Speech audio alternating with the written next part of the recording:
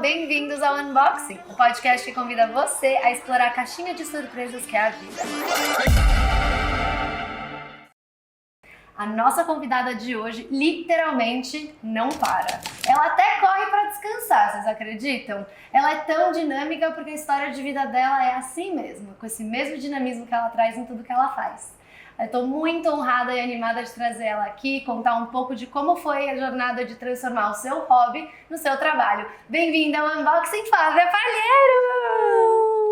Que linda! Ai, que legal ter você aqui finalmente! Nossa, eu tô muito feliz de estar aqui, Lisa. Obrigada mesmo pelo convite. Obrigada a você por dividir sua história tão maravilhosa no Unboxing, a gente fica muito feliz. E eu fico feliz de contar um pouquinho da minha história, de poder inspirar e ajudar alguém também a acreditar nos seus sonhos e correr atrás. Nossa, eu já falo, ó, pega o papel e caneta, porque hoje vocês vão ter uma lição, assim, de vida. Que bom. Eu gosto sempre de brincar no Unboxing que a gente começa do começo da história de vida das pessoas, né? Porque primeiro que traz uma cronologia pra gente entender como é que você chegou aqui, né? Uhum. Mas, ao mesmo tempo, eu acho que a gente passa por tantas transformações na nossa vida e a sua história da sua transformação é tão impactante que eu sempre gosto de perguntar: quem era a Vinha criança? Assim, os sonhos de infância da Vinha, o que você imaginava, assim, que sua vida adulta ia ser? Não, primeiro, eu jamais imaginava que eu estaria aqui hoje conversando com você. Pela minha história de vida, eu jamais estaria aqui, jamais faria um esporte, jamais teria uma expectativa boa de vida, porque o que eu vivi na minha infância, eu não gostaria que nenhuma criança vivesse, a verdade, né?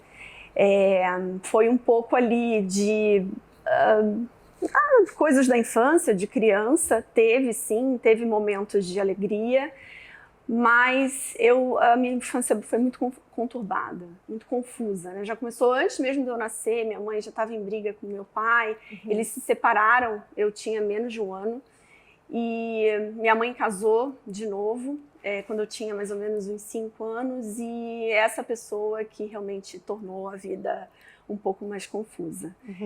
Eu sofri violência doméstica por muitos anos, que só acabou mesmo quando a minha mãe faleceu, e isso foi em 2003, então coloca aí 20 anos da minha infância e adolescência vivendo num caos, né? E era uma época que ninguém metia a colher no casamento, né? Briga de marido e mulher, ninguém mete a colher. E ninguém metia mesmo.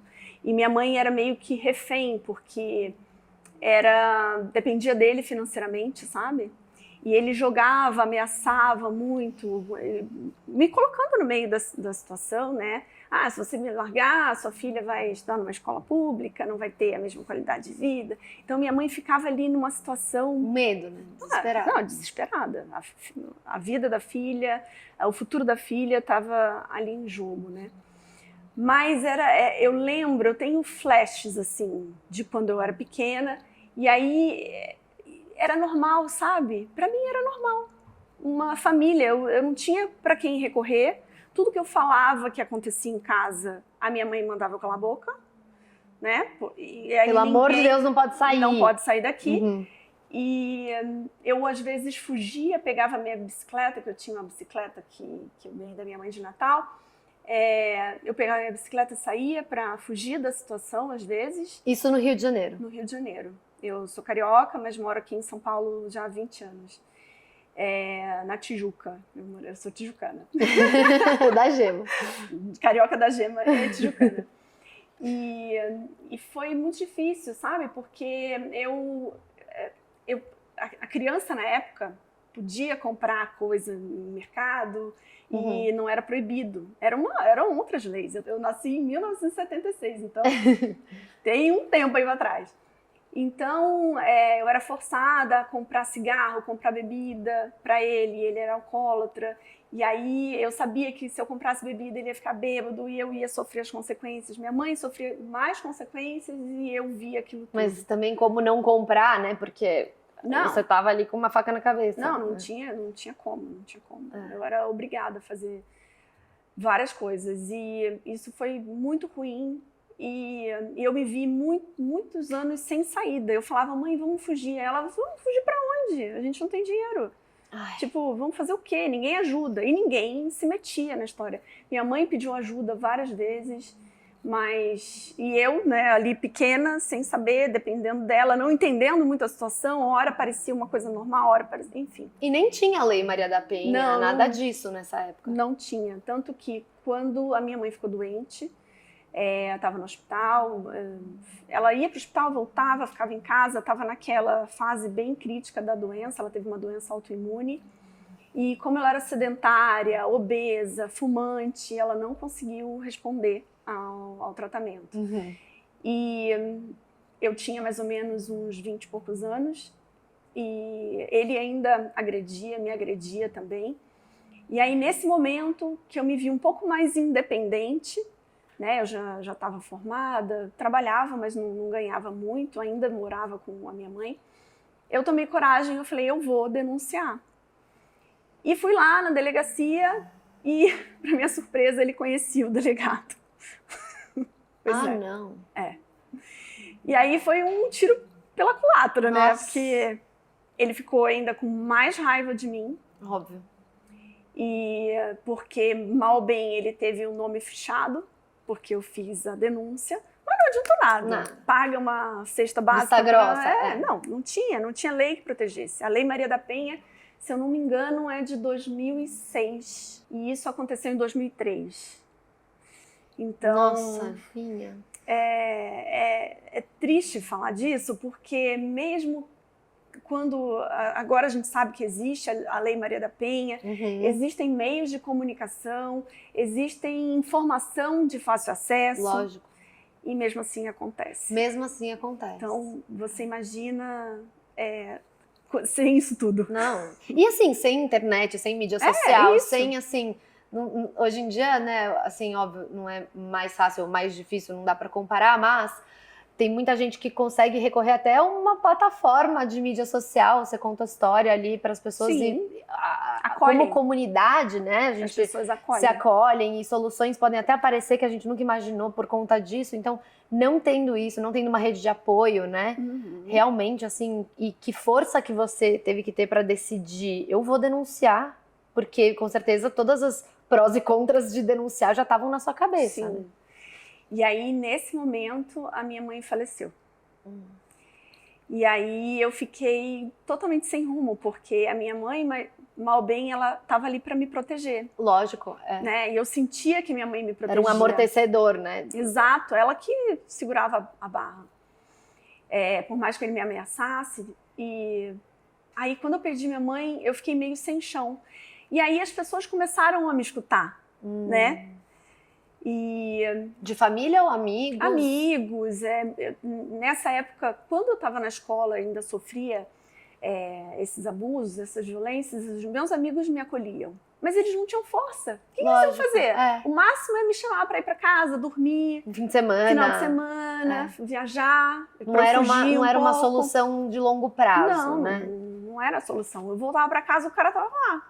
Sim. E eu tenho imagens da memória, eu dentro do armário, escondida, embaixo da cama, fugindo de bicicleta. Então, essa foi a Vinha da infância. Então, se você me perguntar assim da minha infância, eu tenho dois momentos. Esse momento de lembrar, de fugir de muitas situações que me machucavam. E a Vinha que era acolhida por amigos, que me estendiam a mão e me ajudavam ali a não fazer o pior, né? Porque eu me vi muitos anos sem saída. Sim. O que eu vou fazer? Eu não tenho ajuda, não tenho ninguém. Mas sempre tinha um amigo lá para me estender a mão. Os amigos realmente são muito importantes. E como eles são a família que a gente escolhe, né? E assim, olhando hoje pra você, uma mulher maravilhosa, linda, com esse baita Instagram de sucesso, trabalho. Como é que foi essa jornada, assim, de chegar até aqui? Porque contando da sua infância e, assim, por isso que eu gosto de começar do começo, porque a gente esquece, né, que tem todo um começo que cria uma base, né? Pode ser a base que for, mas é a base que a gente tem, né? Para começar a construir. E como que foi, assim, o momento de... Primeiro você mencionou da sua mãe ser obesa, sedentária, não tinha esporte na história. Como é que foi você descobrir que o esporte existia e entrar em contato com esse mundo? Eu falo que toda a experiência da vida das pessoas fortalece, Sempre. de alguma forma, né? Sempre. Eu realmente, quando era pequena, não tinha condições, minha família, minha mãe, né, não tinha condições de investir em esporte. E eu nunca gostei. Eu sempre fui preguiçosa, não gostava de acordar cedo.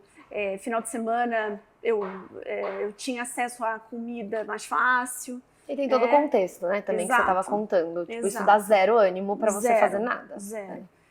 O único esporte que eu tive contato foi com a natação, quando eu tinha uns 7, 8 anos, porque eu tinha muita amidalite e o médico obrigou quase a minha mãe a colocar numa natação. Ela conseguiu um clube que tinha uns horários mais flexíveis, um valor mais acessível, e aí ela me colocou mas eu odiava. Não acredito. Odiava estar lá, odiava fazer natação. Mas, engraçado, né? Você viu, spoiler. Virei nadadora. Mas, e tô aqui, né, pra contar a história pra vocês. O único contato que eu tive realmente é esse. E a bike, né? Que era a sua fuga. Que é a minha fuga, né? Mas era um outro contexto de esporte. Lógico. Era fuga. Eu pegava minha bike, saía que nem louca da Tijuca. Quem é do Rio de Janeiro aqui vai saber que é loucura. Eu pegava o túnel e ia pra Lagoa Rodrigues de Freitas, no túnel, sem capacete, com a bike no meio dos carros. Nossa. Assim, sobrevivi. Eu sobrevivi. Nossa, literalmente. Literalmente, duas vezes. Nossa. E aí, o que aconteceu, assim, a virada de chave foi entender que lá na frente, se eu não cuidasse de mim, né, como eu queria estar daqui 10 anos? E aí eu lembrei da história da minha mãe. Minha mãe, talvez, né, nunca vou saber. Isso. Se ela tivesse, não fosse sedentária, se ela não fosse fumante, se ela não tivesse esquecido de olhar para ela, mas eu nem a culpo porque ela vivia num caos. Lógico, não por conta de culpa, acho que é mais por uma análise para você aprender com o que poderia ter sido diferente da vida dela, né? E essa transformação aconteceu aí, porque a minha mãe não me viu casando, minha mãe não me viu trabalhando, minha mãe não me viu sendo mãe, né? E eu senti muito. Eu, assim, mãe a gente não esquece. Lógico, né? mãe é Mas mãe. tem momentos na vida que são marcantes. Sim. O nascimento da minha filha, o que eu mais queria era minha mãe ali. E quando eu me vi no pós-parto, uma condição parecida com a dela, do médico falar para mim, olha, se você não se cuidar, você, quem sabe, daqui 10, 20 anos, você não vai ter uma energia, você vai estar precisando de remédio, você vai estar, talvez você esteja dependendo de algum remédio ou de alguém. Ou seja, você não vai ver a sua filha crescer de uma forma saudável. Exato.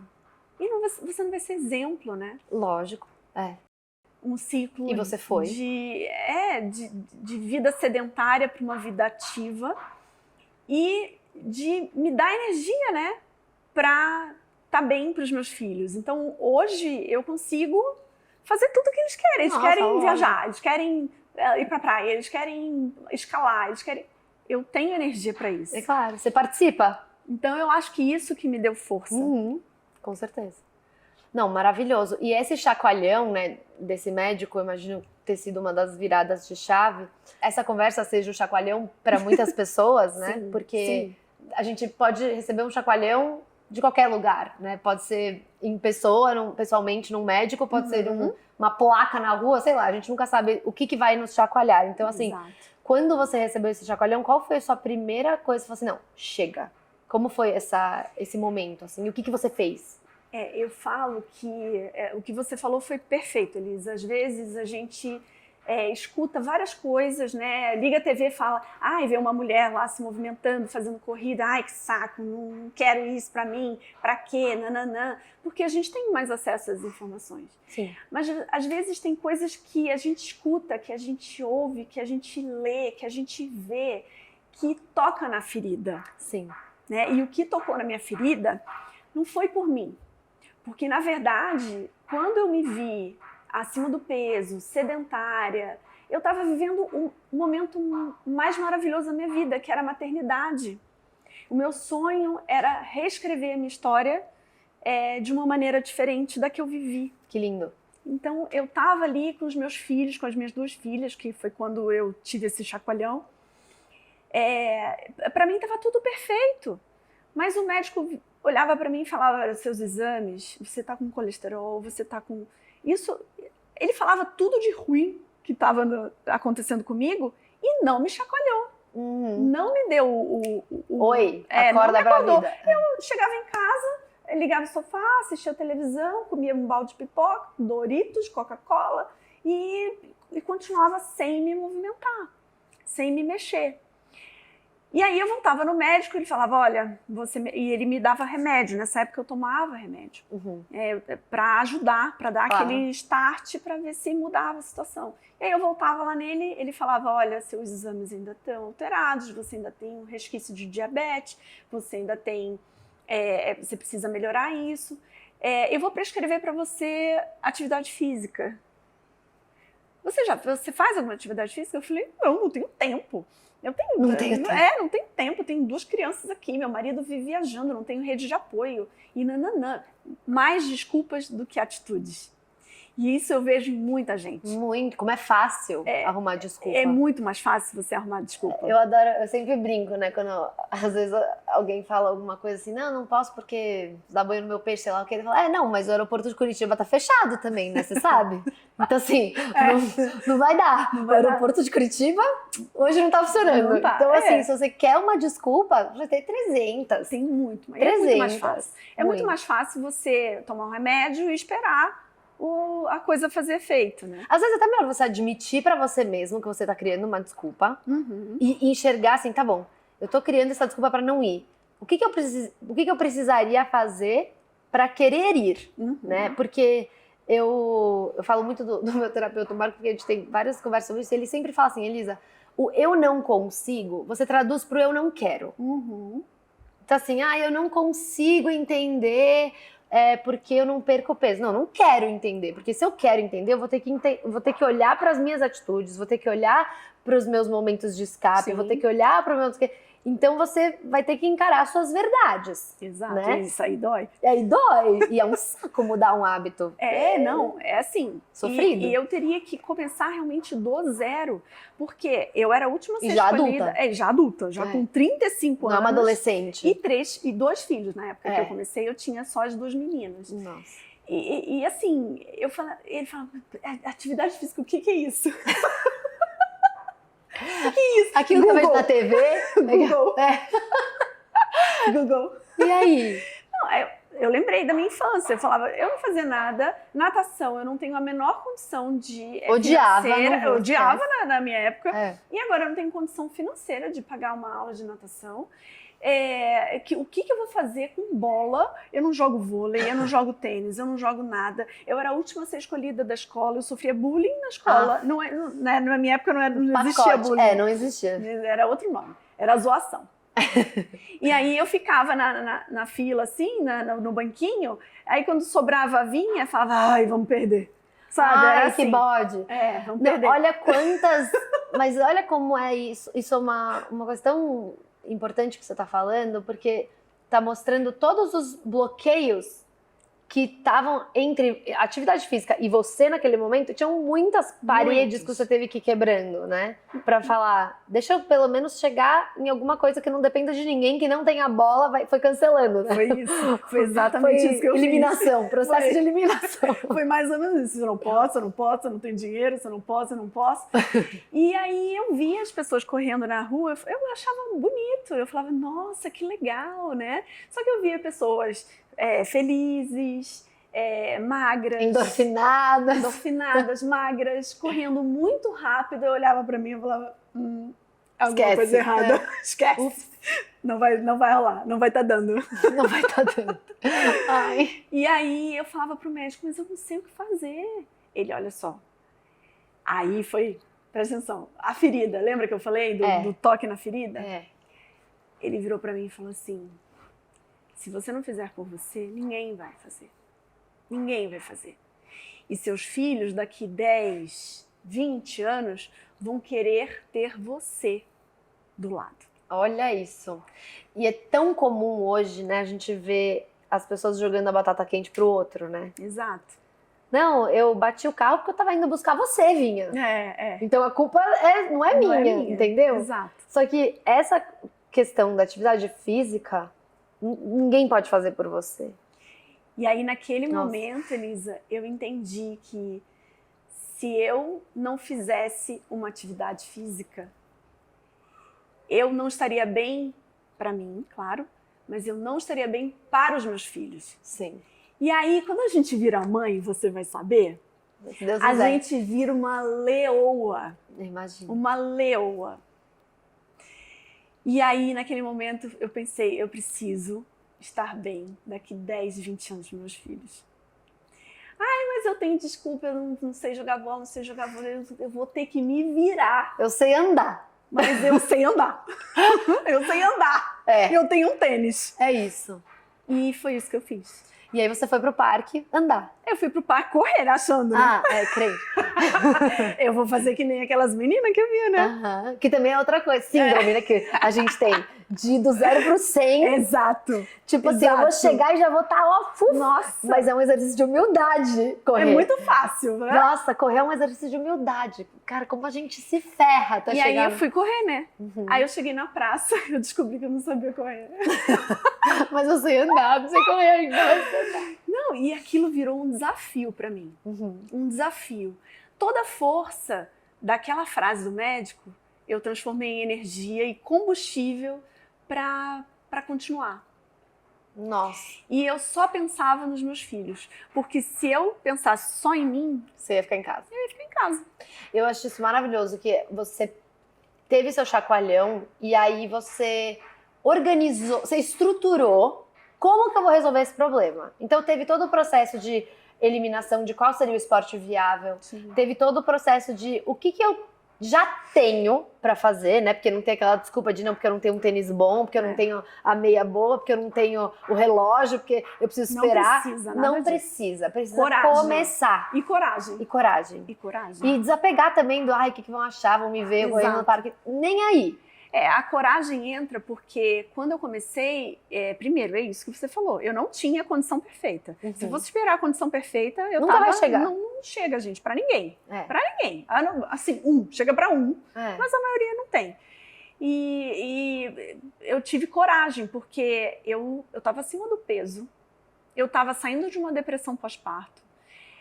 Eu tinha medo de sair na rua porque a assombração ainda do meu padrasto estava bem viva. Ele estava vivo no Rio, você aqui em São Paulo. Ele estava vivo no Rio e eu estava aqui em São Paulo, estava longe, mas ele ainda me ameaçava. E aí, como eu tinha minhas filhas, eu morria de medo. Claro. Eu morria de medo. Lógico. Então eu ainda tinha esse medo, eu tinha vergonha, assim, tudo para não sair de casa eu tinha. Ou seja, uma superação surreal para sair de casa, literalmente. Mas, ao mesmo tempo, era um embate, né? Eu precisava fazer alguma coisa por mim, pelas minhas filhas. Suas filhas. Então, foi difícil, foi bem forte. E quando a gente estava conversando antes de chegar aqui, você me contou uma coisa muito emocionante para mim, que foi o seu primeiro quilômetro. Conta do seu primeiro quilômetro correndo. Gente, isso é muito emocionante. E justo hoje a gente não tem o Kleenex aqui para o lencinho, mas a gente... Quando eu fui pra praça pra correr e eu descobri que eu não sabia correr, eu comecei a colocar pequenos limites, pequenos desafios pra mim. Eu sabia que ali, naquele momento, eu não ia conseguir correr uma maratona. Apesar de achar que era fácil. Nossa, eu vou começar a correr amanhã, eu tô correndo uma maratona. E eu vi, a realidade bateu assim e falou, não, pera, existe um processo. Existe um processo e existem degraus que você vai ter que subir, que você vai ter que percorrer, caminho que você vai ter que... Não é um caminho linear, né? Veja bem isso. Não é um caminho linear, porque tem noites que você não dorme, que seu filho está acordado, tem dias que você acorda na TPM, nós somos mulheres, nós temos esse probleminha do ciclo menstrual, que às vezes a gente... né? A gente tá no maior pique, amanhã eu vou acordar, vou correr, aí desce a menstruação e você fica... Esquece. Tchau. Então temos esse problema. Temos o problema do clima, ou tá muito calor, e é aquele horário que você tem para correr, aquele horário não dá, que senão você vai fritar no sol.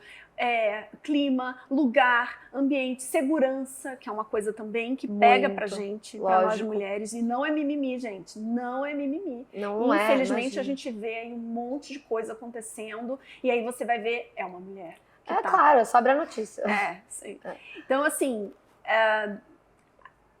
foi muito difícil conseguir correr esse primeiro quilômetro, porque eu corro até hoje no parque que eu comecei a correr, que é o Parque que Severo legal, Gomes. gostoso. E vira e mexe eu tô correndo ali hoje, né? Isso tem 12 anos que eu comecei essa transformação, né? Eu corro ainda no mesmo parque que eu comecei a correr. Então, vira e mexe eu tô ali correndo, eu lembro da sensação de não conseguir dar a volta toda. O parque tem 1 quilômetro. Então, o dia que eu cheguei em casa e que eu consegui correr esse 1 quilômetro, era como se fosse uma maratona para mim, né? Eu corri o meu primeiro quilômetro sem parar. Foi uma conquista tão grande que dali eu entendi que a dificuldade desse processo, que foi correr esse 1 quilômetro, ia me dar mais força, primeiro, para manter a constância na atividade física, que eu acho que é o mais difícil. É muito.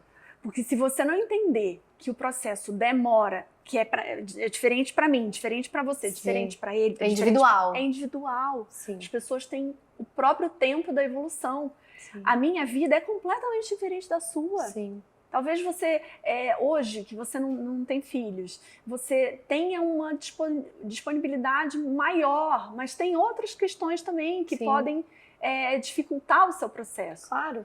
E tem também nossas tendências, nossos corpos são diferentes. Então, assim, não tem como, não é uma receita de bolo, né? Não é mesmo. E se você não entender isso, você se frustra. Porque senão você desiste, né? Desiste. Eu peguei ali a tabela da vinha, fui correr, não consegui, tchau, vou fazer outra coisa. Não. Se você não entender que é um processo, você tem que respeitar o seu corpo, respeitar o limite, entender que precisa de um tempo, tem que ter paciência. E isso tudo, quando eu entendi do 1 quilômetro, eu falei, então vai ser isso que eu vou usar. 42 desses. Mais ou menos isso. Vai ser isso que eu vou usar para ter a constância, para voltar a treinar outro dia, porque eu sabia que se eu tivesse essa disciplina e constância, primeiro eu ia me manter em atividade e segundo eu ia conquistar tudo que eu conquistei até hoje. Né? Nossa, incrível. E aí, como que surgiu? Qual foi a primeira prova que você fez? Foi de 5 quilômetros? Não, eu errei. Não façam isso em casa. Errou. Não, que uma amiga, eu nem sabia, eu era tão leiga no assunto da corrida, eu não sabia que São Silvestre não é maratona. Pra mim, a São Silvestre é maratona, mas a São Silvestre não é maratona. Acho que ele também não sabe. Eu achava que era também. São Silvestre não é maratona. A São Silvestre tem 15 quilômetros. A maratona tem 42. São duas São Silvestres e um pouco. Não, é bem diferente. Eu não sabia qual era o tênis apropriado. Eu não sabia nada. E, assim, né? Hoje a gente vê muita gente entrando no mundo da corrida. É um mundo. É uma bolha. É um negócio assim que você fala... Caraca, desde o suplemento, do gel, do não sei o que, da roupa, dos penteados aerodinâmicos. Óculos. Gente, óculos. Essa é um mundo. É bizarro, né? Não, correr. Tipo... eu tô nesse mundo agora. Mas quando eu comecei, eu não sabia nada. Era um ET naquele mundo. Gente, eu não sei nada. Eu não sei nem que maratona tem 42 quilômetros. E aí uma amiga, e eu nem sabia que existiam provas de rua que eu pudesse participar. Você achava que era um negócio que tem que ser convidado, sei lá. Não, eu achava que era para profissional. Eu achava que era coisa de profissional, jamais eu participaria, porque eu não consigo correr nem 1 quilômetro direito. E aí uma amiga falou, não, vamos, é a prova da Disney, vai ser ali no Parque Ibirapuera, vai ser legal, vão ter os personagens. Disney, eu amo a Disney. Eu também amo. Quem não, gente? Tem que amar. Aí eu falei, não, eu quero participar, essa aí eu acho que eu vou poder, né? Vai ter criança, vai ter não sei o quê. Aí, beleza. Aí quando eu fui fazer a inscrição, 10 quilômetros. Não tinha mais das outras distâncias, né? Aí eu virei pra minha amiga e falei, ferrou. Eu não... Corri agora, pode falar, não tem problema. Fudeu. Não tem problema, pode... Fudeu, eu não consigo correr nem 5. Nessa época eu já corria 5 quilômetros sem parar. Eu comecei a correr... eu comecei a correr no início de 2013 e essa prova foi em outubro de 2013. Então eu já tava, né? Mas 10 quilômetros eu nunca corri. E eu falava, eu não corro 10 quilômetros seguido. E se eu andar, eu falando pra ela, né? Se eu andar, eu vou ser desclassificada. Nossa, sabendo que ninguém tá nem aí se você andou, se você engatinhou, se você parou no meio. Mas você vê, o nível de cobrança, e de vergonha e de medo, de insegurança era tão grande que eu achava que se eu participasse de uma prova de corrida de rua e andasse, eu seria desclassificada. Nossa, Vinha. E aí eu fui. Que bom que você foi mesmo essa minha amiga me levou. E foi muito legal, porque era uma prova da Disney, eu vi o Mickey, vi o Pateta, todo mundo lá, a medalha era linda, e eu cruzei aquela linha de chegada. E aí, quando eu cruzei aquela linha de chegada, eu falei, eu quero isso pra vida, eu quero isso pra sempre. A sensação de cruzar uma linha de chegada e ter conquistado, mesmo que em último. E daí? E principalmente porque tem toda a parte de superação, porque, assim, eu adoro fazer corrida de rua, né, eu fiz algumas. Com meu primo, a gente sempre fazia e tal. Tem uma adrenalina ali na hora que você fala, meu, não vou perder daquela pessoa. Não, a energia, a adrenalina assim, é surreal. E aí eu quis fazer mais e mais, né? Sim.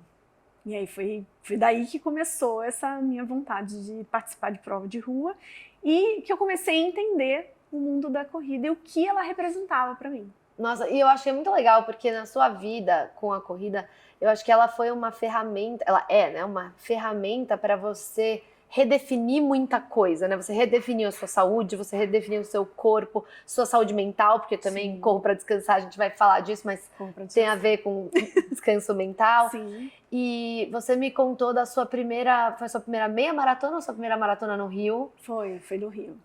Qual foi por trás dessa história? Qual foi a escolha disso? E conta um pouco dessa história que eu acho que ela é bem importante na sua vida. Quando eu fiz os 10 quilômetros, automaticamente você já começa a pensar em aumentar essa quilometragem. E eu sabia que tinha uma prova no Rio de Janeiro que hoje não tem mais, que a largada era em São Conrado. Largava em São Conrado, passava pelo Elevado, pela Niemeyer, passava no Leblon e chegava no Aterro. Esse rolê lindo. Todo mesmo. Não, maravilhoso. Mas um rolê. E a minha relação com o Rio de Janeiro, depois que eu vim morar aqui em São Paulo, depois que tudo aconteceu comigo no Rio de Janeiro, é uma relação de amor e ódio. Por quê? O Rio de Janeiro é a minha cidade natal. Lógico, seu berço. Rio de Janeiro é uma cidade maravilhosa, é linda. Sim. Rio de Janeiro é lindo, isso aí é inegável. Mas toda vez que eu ia para o Rio, eu sentia, sabe, aquela coisa... Aquele arrepio, muita história aconteceu aqui, não quero mais voltar a morar aqui, eu já estou bem lá em São Paulo, minhas filhas são de São Paulo, meu marido trabalha aqui em São Paulo, então eu não quero morar no Rio. Mas eu queria quebrar, sabe? Não queria ter essa rixa, Não quero. Não é rixa a palavra, mas esse sentimento ruim em relação à sua cidade natal. Exato, não queria ter esse sentimento ruim. E aí eu lembrei da corrida. A corrida me traz sensações boas, sensação de liberdade, sensação de empoderamento, sensação de força. E aí eu pensei, por que não fazer a minha primeira meia maratona, que é um marco na vida do corredor. Lógico. Um dos marcos, né? Primeiro é 1 quilômetro, depois os 5, depois os 10. E aí 15. Eu tava na fase dali do 15 pro 21. Nessa época eu não treinava com assessoria, treinava sozinha. Mas eu quis me desafiar justamente porque eu queria quebrar com a corrida essa coisa, esse mal-estar de estar na minha cidade natal. E aí eu virei para meu marido e falei, eu vou sozinha para essa prova. As crianças eram pequenas. Corajosa. Isso foi em 2014. A Ana nasceu em 2009 e a Alice nasceu... Não, errei. Olha, tanto filho a gente erra. Edita. Não edita não, pode mostrar. Vai dar problema em casa. Eu troco o nome dos filhos. Eu chamo a Ana de Alice, Alice de Ana, Felipe de Ana, Eduardo de Felipe. É normal, gente. Normal. Eu tenho 48 anos, 3 filhos e um marido, eu troco tudo. O marido ainda bem. O marido eu troco, eu chamo de Felipe. Ufa, né? Ufa. Mas ela nasceu em 2006 e a Alice nasceu em 2009. Tá. E essa prova aconteceu em 2014. Detalhe, só um parênteses da minha história. Em 2013, eu recebi a ligação de um advogado que, na época, o meu padrasto tinha me processado me processou para ter direito ao meu apartamento que a minha bisavó deixou em doação no meu nome. Enfim, ele não teria algum direito. Lógico. Porque era doação e doação não passa, né? E mesmo assim, o Bonito foi lá pleitear, deixou uma dívida enorme de condomínio. Gente do céu. Que ele falava que pagava condomínio. Enfim, um rolo. E minha mãe não tinha dinheiro para pagar, e aí ficava dívida de condomínio. Minha mãe morava muito tempo ali. Mas ele já tinha perdido o processo porque não tinha. Lógico. Ele só queria me encher o saco, me ameaçar, dizer que estava em cima de mim, enfim. Ele fazia várias pressões psicológicas. Largava o osso. Pra me perturbar e fazer ameaça com as minhas filhas. Era um terror psicológico, enfim. E aí, em 2013, eu recebi uma ligação que foi o ano que eu comecei a correr, né? Em 2013, o advogado do Bonito lá me ligou cobrando os honorários advocatícios. Ele que te processou e você tem que pagar um advogado. É porque ele tinha morrido.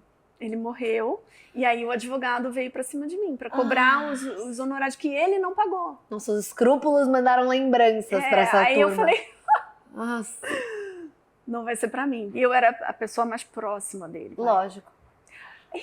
Enfim, é uma loucura que eu não entendo. Mas sabe que, primeiro assim, eu vou deixar vocês com as suas reações em casa sobre isso. Enfim. Eu não vou ter nenhuma reação, mas vocês imaginam como foi essa notícia. Lógico. Mas eu acho que, olha que louco, né, como a vida é. Você acabou de falar que a corrida te dá sensação de liberdade. E você começou a correr, você teve essa notícia. Então você se libertou fazendo, né, isso, agindo dessa maneira, correndo. E você teve uma notícia que te libertou de uma série de traumas, de uma série de medos de sair de casa, medo com seus filhos. Nossa, que alívio essa... Não tô falando, desejando bem da morte de ninguém, mas tô dizendo que é um alívio você não ter mais esse peso, essa nuvem em cima de você, né? Imagina, tudo que você vai fazer na sua vida, você tem que pensar, putz, será que o cara vai estar escondido embaixo do meu carro? Sei lá. Era o que eu pensava. Assim, claro, a gente pensa isso, especialmente mulheres, a gente sabe como é. Já é assim quando você não tem uma situação dessa. Imagina tendo uma camada a mais. Então, olha como a vida é, né? Quando a gente começa a se libertar, o resto começa a refletir o que a gente tem dentro, né? Que legal esse paralelo. E foi daí, dessa ligação, que eu senti o alívio, não relacionado à morte de uma pessoa, que eu acho que isso não... dos seus medos. Tô falando interno. Como eu me senti pronta para sair de casa sem medo. Exatamente. E voltar para sua cidade natal e fazer uma corrida de 21 para deixar ali tatuado na sua história, no seu currículo de corredora, que eu fiz e consegui e superei. Nossa, que maravilhoso. À medida que eu ia correndo, né, esses 21 quilômetros, que foram muito marcantes, eu ia deixando para trás um pedaço ruim da história. Nossa, eu fiquei inteira arrepiada. Essa mulher, ela me arrepia assim, ó, o episódio inteiro. Toda arrepiada. Que lindo. E cruzar essa linha de chegada, com certeza. Nossa, foi uma sensação surreal. Ali nasceu a minha vontade de fazer uma maratona. E a primeira maratona que veio na minha cabeça foi a de Nova York. Ai!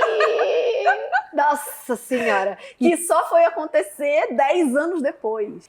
2020 era a pandemia. E aí eu não quis parar de treinar, porque eu ainda estava sonhando com Nova York. E aí eu fiz uma maratona virtual de Nova York. Gente, como que rola isso? Tem um Na aplicativo... Não, fiz na rua. Na pandemia eu fiz na rua. Não, mas tudo bem. Então, é que na época da pandemia as pessoas falavam, não sai de casa nem vai fazer atividade física. Bom, Aí eu falei, não, se eu não sair de casa para fazer atividade física, eu vou pirar. Óbvio, não. Andar na rua também. Eu corria, mas eu não corria em grupo, eu corria sozinha, de máscara, mas eu me mantive treinada para fazer essa maratona virtual. E aí você conecta com o aplicativo da Maratona de Nova York. Você comprova que você fez a quilometragem no relógio, manda a comprovação para eles te mandam um certificado. Ai, que legal. E me mandaram uma medalha. Ai, que máximo! Me mandaram uma medalha. Nossa, que legal. Foi o meu primeiro contato com ele. Eu falei, tá perto. Tá perto. Agora a gente tem que estar lá cruzando a ponte, né? Com a inclinação de Nova York. Isso foi em 2020. Aí em 2021 eu fiz a Maratona do Rio de Janeiro. Tá, eu que fiz legal. Completa. 2022 eu não fiz maratona. 2022 eu não fiz maratona porque eu me apliquei para o sorteio de Nova York. Não fui sorteada, fiquei puta, só para um parêntese. Para você participar de uma major, a maratona de Nova York é uma major. Agora tem 7, mas antes eram 6, né? E a Nova York é uma delas. Como são maratonas muito concorridas e no mundo inteiro, para você... Existem outras formas de você participar, mas a forma mais viável é você se aplicar para um sorteio e aí você é sorteado ou não. Então, assim, é basicamente sorte, né? Sim. Eu não teria índice, porque se eu corresse rápido, eu teria índice para correr, não é o meu caso. E também tem outras formas por caridade, se você ajudar alguma instituição financeira. Então, em 2022 eu fiz a aplicação, não fui sorteada. 2021 eu também tinha tentado, não fui. E aí, em 2022 eu fiz um triatlon ao invés de fazer uma maratona. 2023 eu também não fui sorteada. Aí eu falei, também não vou para lugar nenhum, vou fazer uma maratona aqui. Aí fiz uma maratona aqui em São Paulo sozinha, sem prova. Foi muito legal, porque eu tive muita gente do lado me apoiando. Que legal. Foram uns amigos, meu marido foi de bicicleta. Ai, que máximo. Foi assim, única, uma experiência única. Foi emocionante, sabe? Muitos amigos do meu lado. E aí, 2024, ano passado, eu fui sorteada. Aí eu fui pra Nova York. Nossa. E assim, gente, se vocês tiverem a oportunidade, mesmo se não pra correr a Maratona de Nova York, vocês estiverem lá por algum acaso. Eu tava lá, né? Eu te falei. Você falou. Eu tava lá assistindo. Você deve ter me visto passar. Devo ter te visto.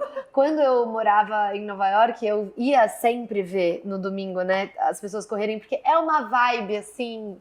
incrível. Eu também morei em Boston na faculdade, então assisti a Maratona de Boston, que é outra vibe incrível.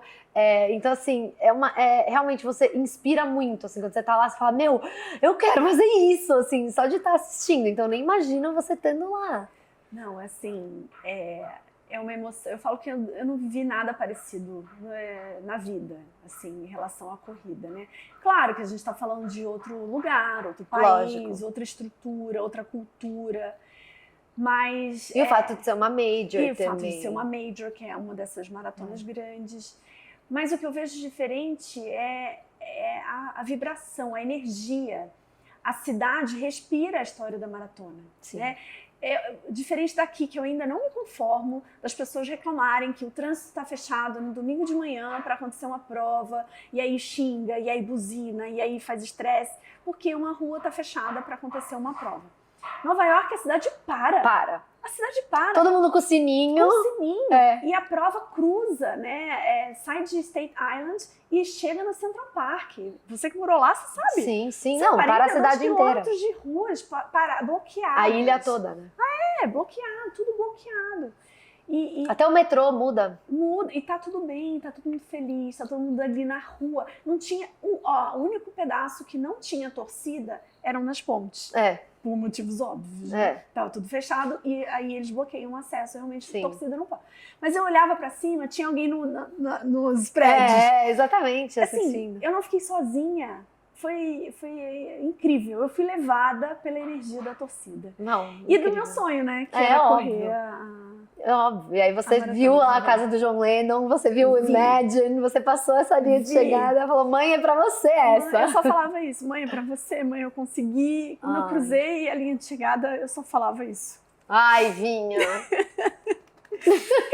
Falava, mãe, eu consegui. Eu cheguei, eu cruzei a linha de chegada falando isso.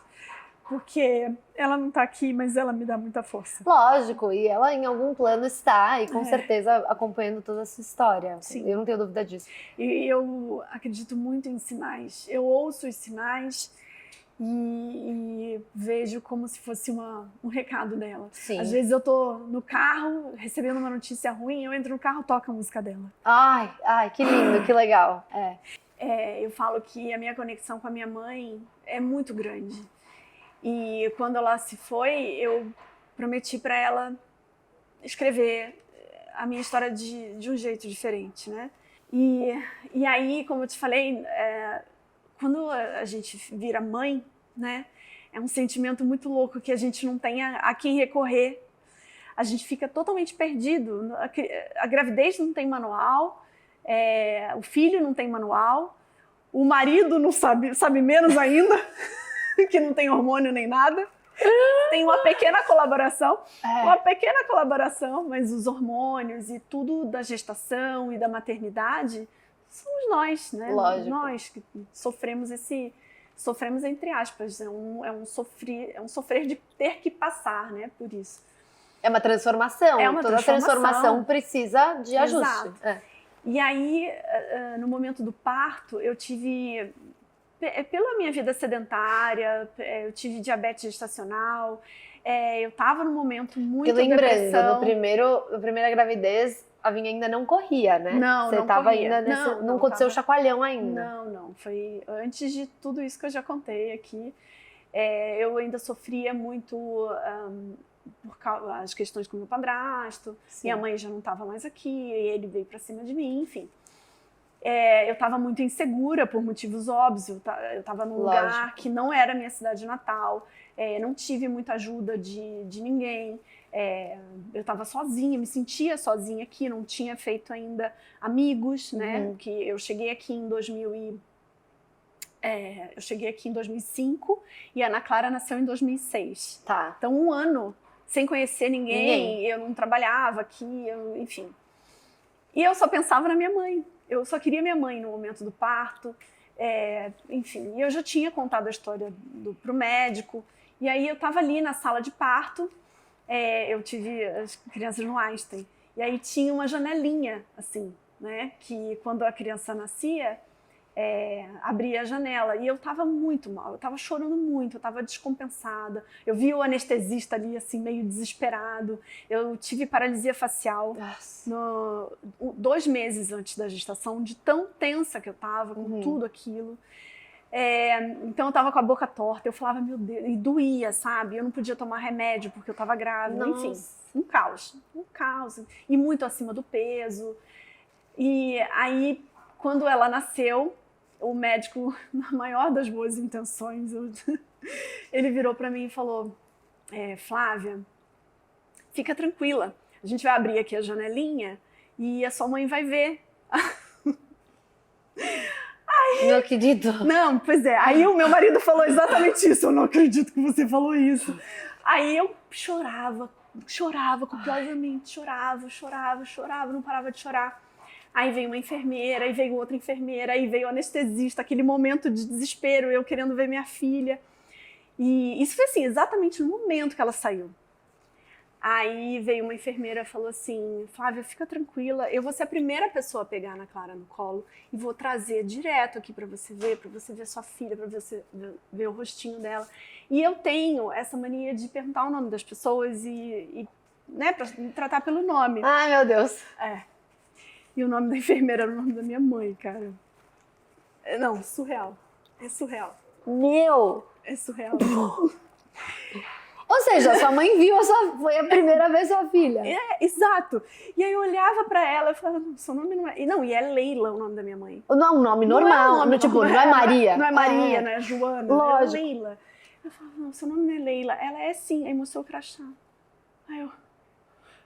Aí o Eduardo... Aí chorou mais ainda. Jurei por isso. Não conseguia nem ver minha filha. Era um borrão de...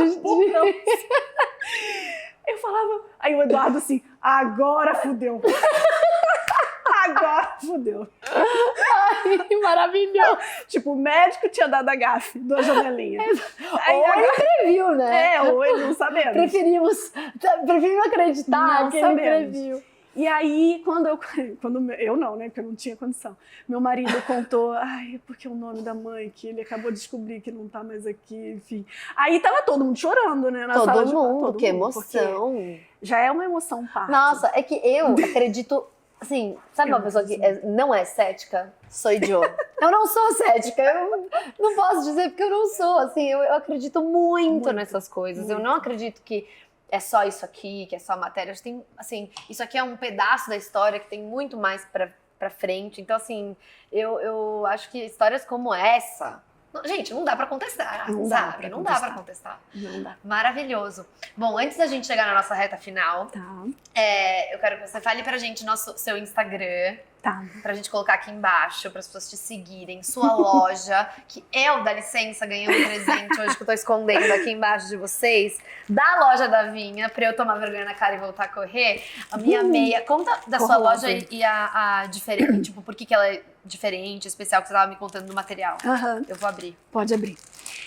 A corrida veio pra mim no momento... Bom, vocês já entenderam o contexto. Já entenderam, né?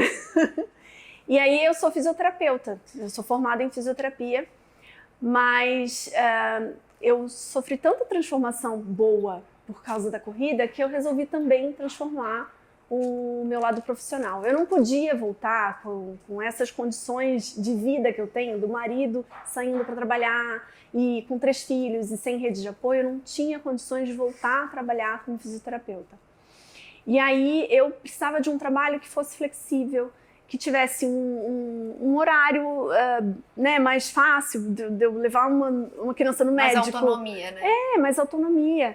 Mas eu sentia a necessidade de fazer alguma coisa por mim, que me desse um retorno financeiro, para eu ter a minha independência financeira e, quem sabe, levar aí a marca para deixar aí com meus filhos, Lógico, né? Maravilhoso. Bom, eu tô muito feliz, sabe? Porque ela é deliciosa, aquelas meias gordinhas, sabe? Muito bom. Explica o material. Qual é que chama o material? Esse aqui E aí eu desenvolvi produtos, coloquei produtos na loja que fizessem sentido para mulher corredora, né? Que agora o meu nicho é totalmente mulher corredora. E eu entendo, né? Porque eu sou corredora, então eu sei exatamente o que uma mulher precisa para correr, confortável, com segurança. Então, essa linha de meias que é em poliamida, não dá bolha no pé. Eu tenho short também que não fica transparente, que a gente pode abaixar, com bolso para a gente poder levar celular, água. Então, são produtos funcionais que atendem a nossa rotina de... Esse aqui é Corro Lover. A gente vai colocar o link aqui na descrição, se tiverem interesse, por favor, entrem na lojinha. A loja é @corro-pra-descansar, tudo junto, .com. E o meu Instagram pessoal é o corro_pra_descansar. Vai estar tudo aqui embaixo pra vocês. E tem esse livro maravilhoso que eu também ganhei, que a história da Vinha tá aqui nesse livro, mas conta um pouco sobre ele, que eu achei maravilhosa a ideia. Eu trouxe pra você, Elisa, porque eu vi nos seus stories, acho que anteontem, que você tá numa... Sim. Tá, né? Tá numa pegada de ler um livro por mês? Tô numa pegada de ler um livro por mês, mínimo. Vamos ver como que faz, como vai esse ano. E esse livro aqui, eu fui convidada, eu fiquei muito feliz de contar a história da minha prova inesquecível. E histórias de maratona. O curador Harry, que é um repórter, um jornalista, desculpa, não é repórter, é jornalista, amigo, né, que é corredor também, ele reuniu histórias de maratonistas e nesse livro aqui. E aqui eu conto uma história da minha maratona inesquecível. Não foi a de Nova York, mas foi uma maratona que eu fiz aqui com os meus amigos. Então vocês vão precisar comprar o livro para saber. E aí depois eu deixo uma dedicatória aqui pra você. Nossa, com certeza. Obrigada. E aí eu marco qual é. Mas assim, é interessante ler todas as histórias. Não, vou ler tudo, pode deixar. Cada história tem um motivo pra você se inspirar e quem sabe correr, começar a correr. Vinha, tem um ponto que eu não quero deixar de falar, que eu acho que é muito importante da sua história, que tem tudo a ver com isso, que é da maternidade em termos de gestação com o esporte. Sim. Você me contou que a sua gestação foi completamente diferente do Felipe e da das meninas, então eu queria só para você inspirar mais ainda as pessoas, contar um pouco disso, o que você sentiu de diferença. Quando eu tive as duas meninas, Ana Clara e Alice, que foi 2009, 2006, 2009, quase pertinho, né? Para gestação é bem próximo, 2 anos. Porque uma coisa é ter filhos, botar filho no mundo, vamos povoar. Outra coisa é ter filhos e criar. Criar, educar é muito difícil, gente. Eu não sei pra vocês, mas, gente, eu juro. Comenta aqui embaixo. Comenta aqui embaixo. Tamo junto. Tamo junto. E aí, quando eu tive as duas, eu falei, não, Eduardo, esquece os 5 filhos. Vamos ficar só nessas duas, porque tá muito legal, elas são irmãs. Eu sou filha única. Eu não queria que ficassem sozinhas, né? Eu sei que o que eu passei sozinha, isso é muito ruim. Eu quero que uma ajude a outra. Eu sei que eu não vou estar aqui para sempre. Eu queria estar aqui por muito tempo. Quero estar aqui por muito tempo. Trabalho para isso, Trabalho para isso. Estou aqui, todo dia treinando para isso. Mas eu sei que eu não vou ficar aqui para sempre. Eu sei que em algum momento uma vai apoiar a outra. E esse foi o meu sonho. Mas aí os boletos começaram a chegar, a duplicidade. E aí a realidade falou que não. Mas, nessa época que eu tive as duas, eu era sedentária, eu não cuidava da minha alimentação, eu tive vários problemas de gestação, eu tive paralisia facial, eu tive diabetes gestacional, tudo relacionado à inatividade, à falta da atividade física. E aí, em 2015, aconteceu um ops, sabe? Ops, engravidei. Até hoje eu não sei o que eu fiz. Ai, dó. Não sei o que eu fiz, gente. Eu não sei o que aconteceu, Felipe. Eu usava DIU. Calma. Tipo aquele meme do bebê que vem com jogador, assim? Quase isso. Presente? Não, eu usava DIU e aí saiu do lugar, o médico falou, a gente precisa tirar e pensar em outro método anticoncepcional. Eu tive problema com hormônio, enfim. Mas eu já estava com atividade física já, né, 2015, eu comecei em 2013, já tinha feito a minha meia maratona, então já estava ali, né, voltei ao peso, meus exames já estavam lindos, o médico falou que já tinha me dado alta, eu já tinha desmamado também de alguns remédios que eu tomava. Enfim, já estava linda, parei de tomar remédio, estava no peso, estava no gás, já pensando na maratona. Show de bola. E aí, eu caí naquela casinha, sabe, do jogo de tabuleiro? Volte para o início. Engravidei. E as meninas já eram grandes, né? A Ana Clara tinha 9 e a Alice tinha 7 anos. Sim. E já eram bem independentes. Eu já estava começando a pensar em fazer, voltar ao trabalho. Não tinha mais nada, porque de uma eu guardei para outra, né? Porque claro. Eu queria ter 5. Aí de uma eu guardei para outra. Mas o do Felipe, 2015, eu já não tinha nada. Então eu realmente comecei do zero. Voltei para casinha e comecei do zero. Mas aí que eu vou responder essa pergunta. Foi uma gestação, eu estava com 39 anos, eu tenho 48 anos agora, o Felipe vai fazer 10 anos esse ano. Foi uma gestação completamente diferente da gestação das meninas. Eu não tive diabetes gestacional, eu não tive nenhum problema de colesterol, eu não tive a paralisia facial, eu corri grávida, porque o médico liberou. Nossa. Eu estava tão bem, que o médico liberou para eu correr grávida. Eu levei a corrida e atividade física até... A corrida eu corri até um 6º mês. Porque pesava na bexiga, não estava gostoso. E correr para mim tem que ser gostoso. Sim. Não correr sofrendo, para quê? Então, eu parei a corrida no 6º mês, mas eu me mantive em movimento, fazia caminhada, fazia hidroginástica.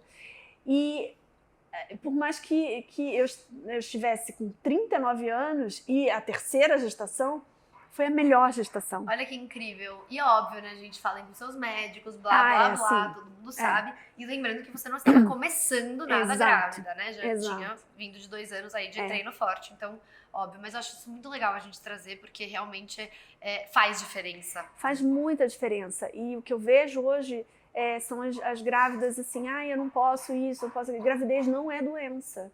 Você pode se exercitar com sono médico, dependendo que cada caso é um caso, mas você pode e deve se mexer, porque quanto mais você se mexer, manter atividade, vai ser uma gestação mais fácil, vai ser um parto melhor. E o que eu tenho para falar para vocês é, qualquer movimento importa. Vamos jogar um jogo de ping-pong para finalizar e depois a gente puxa a nossa carta do oráculo do pão, que tem uma mensagem sempre maravilhosa. Ai, que medo. Não é medo.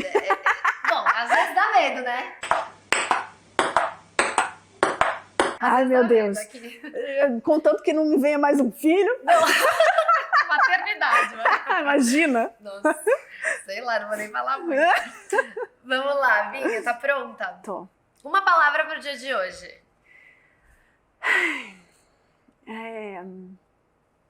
Satisfação. Ai, que boa. Uma música pra ouvir quando chegar em casa ou pra correr.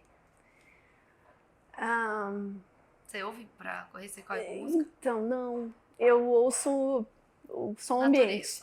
Do coração, a passada. Eu comecei a correr com música, mas a música começou a tirar o foco, Aí eu tirei. Mas eu gosto de escutar MPB. Mas para correr, eu gosto de... vou botar um rock aí. Olha, bem pauleira. A distância perfeita para a Vinha de hoje, para correr. Distância gostosa. 21. 21? 21. Uau. Uma experiência que todo mundo deveria ter. Correr para descansar. Correr pra descansar. Um superpoder, se você pudesse. Um superpoder? Não vou dizer... Eu quero ter qualidade de vida até o fim. Maravilhoso. Um conselho pra Vinha adolescente. Se você estivesse tomando um café com ela hoje, o que você falaria pra ela? Aguenta firme aí que sua vida vai mudar. Vai passar. Né? Vai passar. E uma dica para as pessoas?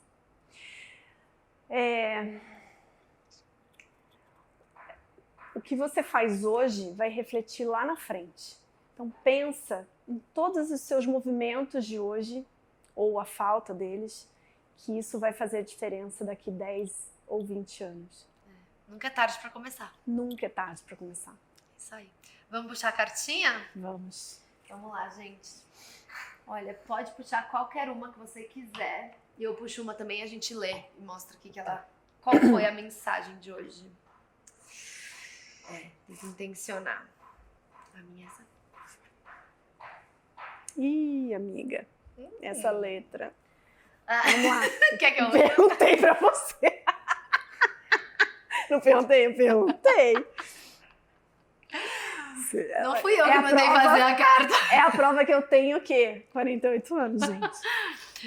Você quer que eu leia? Sim. Adoro.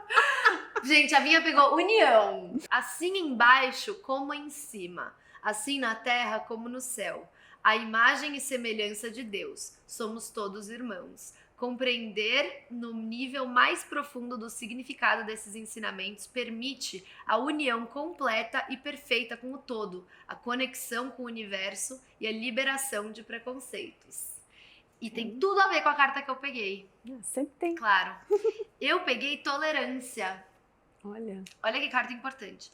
Compreender que somos todos diferentes, que tem a ver com tudo que a gente estava falando, né? Que cada processo é da corrida, de tudo. E que nossas diferenças se completam formando o todo e nos tornando iguais. No direito de ser quem se é, de trilhar o próprio caminho, de ser aceito e amado incondicionalmente. Compreender, aceitar e seguir o fluir e refluir da vida. Ai, que lindo. União e tolerância. E para ter união, precisa ter tolerância, não é mesmo? Com certeza. Gente, maravilhoso esse episódio. Muito obrigada por ter ficado com a gente até aqui. Fiquei feliz. E para vocês que acompanharam até o final, um beijo e até semana que vem. Obrigada.